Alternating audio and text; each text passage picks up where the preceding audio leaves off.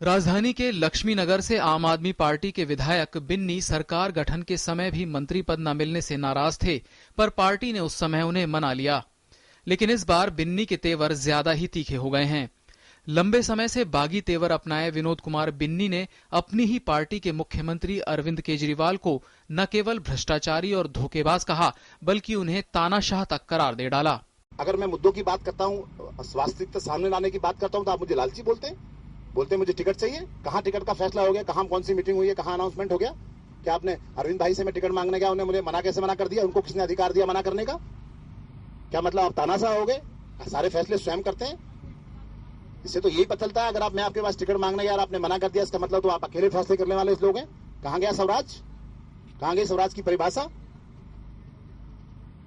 दिल्ली की जनता को धोखा देना बंद कर दीजिए। पार्टी और सरकार दोनों के कामकाज पर सवाल खड़े करते हुए बिन्नी ने कहा कि आम आदमी पार्टी का गठन जिस मकसद से किया गया था वह उससे भटक गई है। उन्होंने कहा कि पूरी पार्टी 4-5 लोगों की गिरफ्त में है और वही बंद कमरे में निर्णय लेते हैं। बिन्नी के मुताबिक केजरीवाल की सरकार कांग्रेस के इशारों पर चल रही है।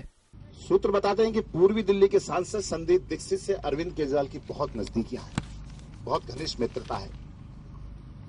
ये पूरे देश ने देखा है पिछले दिनों, सारे सूत्र बताते हैं, और मैं भी स्वयं इस बात का बिल्कुल अच्छी तरह जानता हूं। इसी का परिणाम है कि आज जितने भी महत्वपूर्ण फैसले आम आदमी पार्टी में हो रहे हैं, उसमें कांग्रेस नेताओं के द्वारा दिए गए आदेश की तरह है। बिजली, पानी, जन लोकपाल और महिला सुरक्षा जैसे तमाम वादों पर बिन्नी ने केजरीवाल सरकार को कटघरे में खड़ा किया। बिन्नी के मुताबिक पानी के मुद्दे पर केजरीवाल ने 700 लीटर पानी दिल्ली की जनता को मुफ्त में देने का वादा किया था, लेकिन बाद में इसमें बदलाव करते हुए कहा गया कि 700 लीटर से ज्यादा पानी का इस्तेमाल करने पर पूरा बिल देना होगा। यही काम बिजली के मामले में किया गया।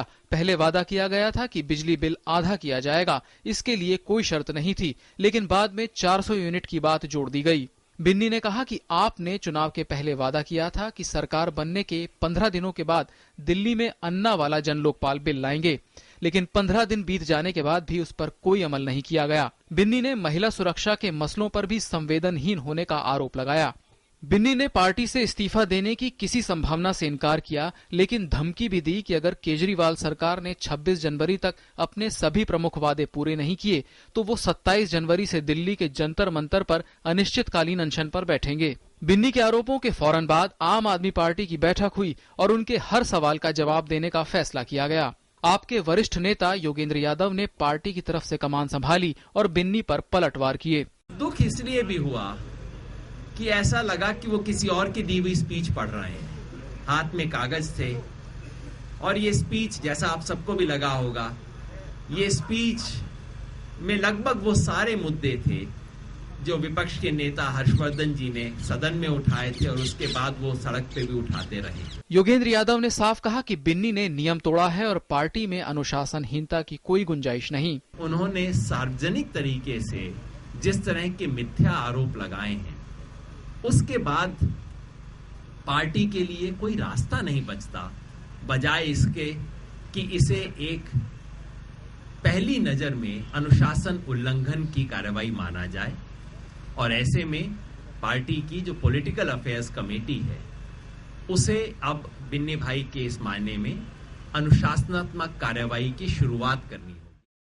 दिल्ली में कामयाबी के बाद पार्टी लोकसभा चुनावों के लिए तैयारी कर रही है, लेकिन बिन्नी, मल्लिका साराभाई, कैप्टन गोपीनाथ और टीना शर्मा जैसे लोग जिस तरह पार्टी के खिलाफ झंडा बुलंद कर रहे हैं, उससे आने वाला समय मुश्किल भरा लग रहा है। आम आदमी पार्टी में बगावत के सुर उठने लगे हैं। लक्ष्मीनगर के विधायक विनोद कुमार बिन्नी ने अरविंद केजरीवाल को तानाशाह बताते हुए दिल्ली की जनता से किए गए वायदों को पूरा न करने का आरोप लगाया है। उन्होंने 10 दिन बाद अनिश्चितकालीन धरने पर बैठने का संकेत भी दे डाले हैं, यानी आने वाला समय आम आदमी पार्टी के लिए ज्यादा अच्छा नहीं रहने वाला। कैमरामैन अनिल कुमार और अनुज यादव के साथ गिरीश निशाना, डीडी न्यूज, दिल्ली।